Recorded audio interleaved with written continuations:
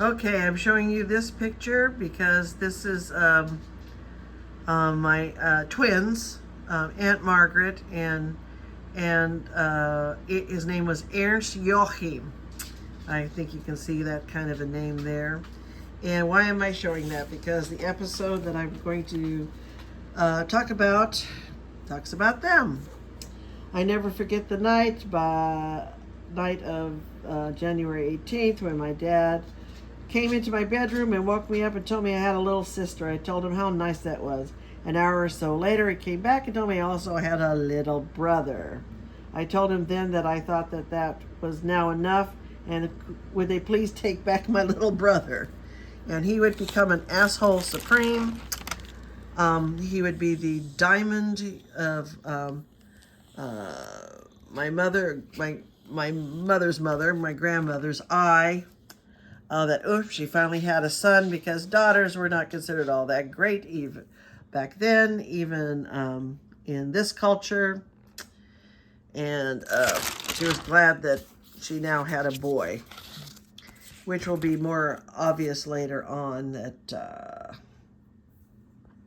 of how well he was treated versus how the girls were treated, which was quite different. Trying to find a good photo that we can stop at so I can go on with this. Well, here's a dapper young man. Looky there.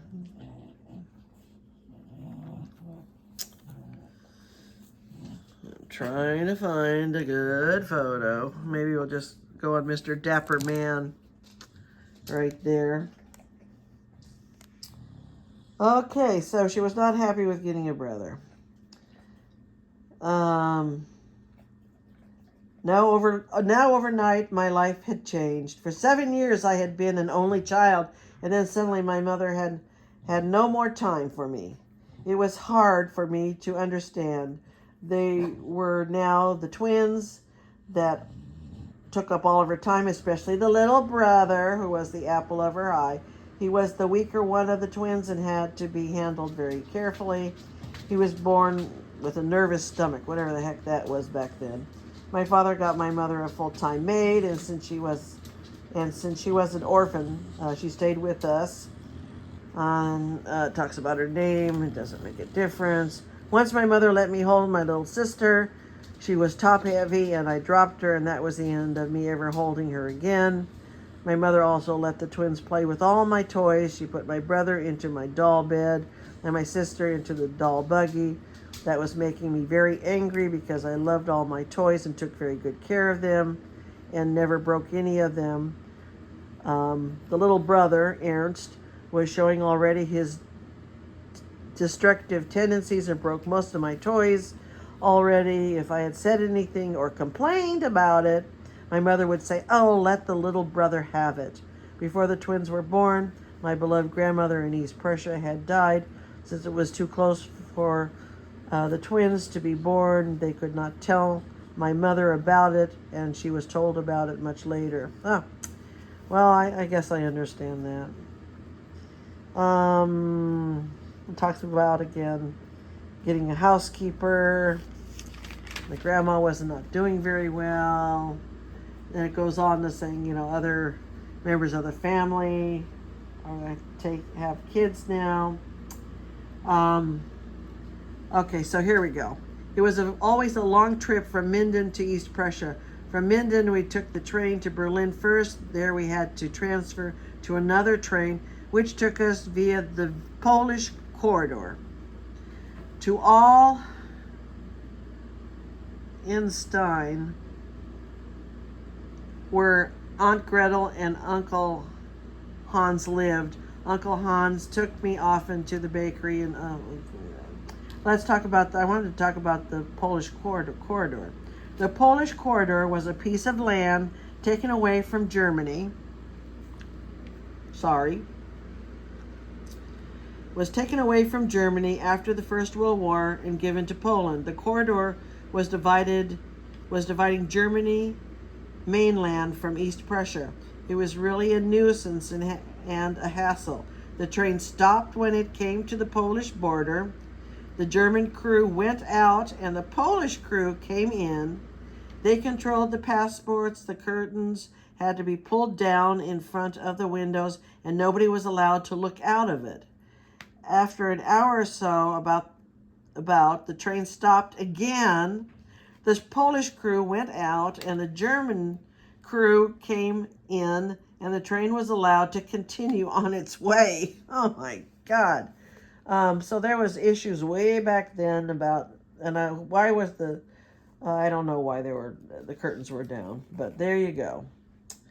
And then the store in East Prussia my grandfather made was his own. He made his own liquor under his own name, and he made herbal remedies. The store was excellent, and Uncle Alfred, that's the one you've seen in most of those Nazi uniforms, was very much liked by everyone, and so was my aunt.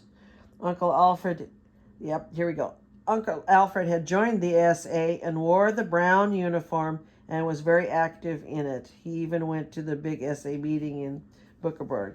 And that was the picture I believe I showed you a ways back. I don't want to bore you with that again. This is a photo of my grandfather in his uniform.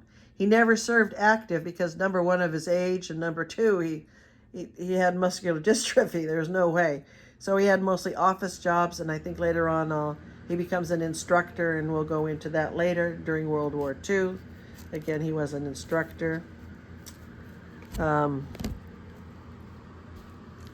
And here, okay, there you go.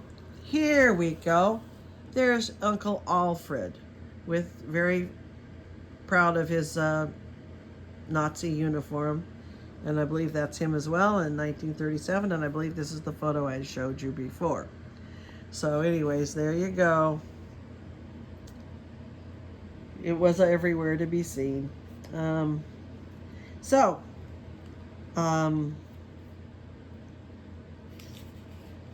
it goes on again about her vacations, and again they did very well during this time.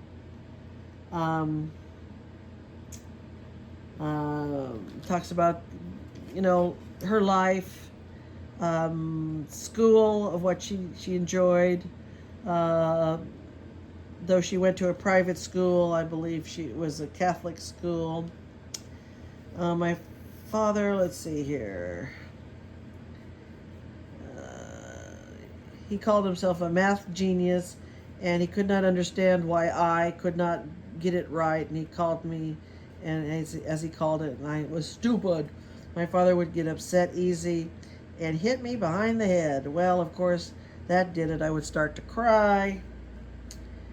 Father lost patience very soon, and my mother's teacher friend was asked to come and tutor, so Mom was not great in math. Well, neither was I. My mother was my mother was a very nervous person and lost her patience very fast too. I always saw her smoking and drinking a lot of coffee. And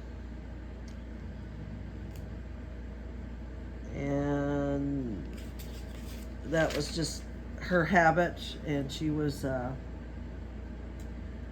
looks like it talks about my mom being in a small accident with a motorcycle because they were hurrying off to church, and my mother stood still on the other side of the street and was laughing her head off.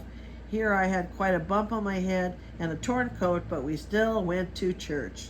Well, gee whizzy, let's not care for a child at all.